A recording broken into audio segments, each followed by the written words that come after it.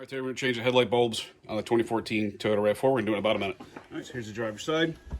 You grab this right here, give it a little turn that way. It's going to pull straight out. You take your new bulb, do not touch the glass with your fingers. Start it at that same angle.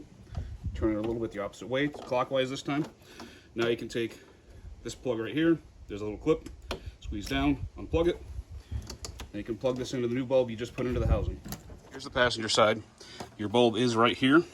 If you use your right hand, you can reach around just enough to do the same thing. The bulb will rest right there. Then you can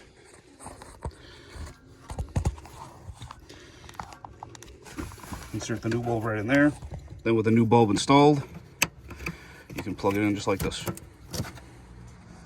If you're having trouble reaching this bulb on this side, you can push up on this clip right here, and you can move this washer fluid tube out of the way for a little better access from above. You can reach a little better that way if you need to.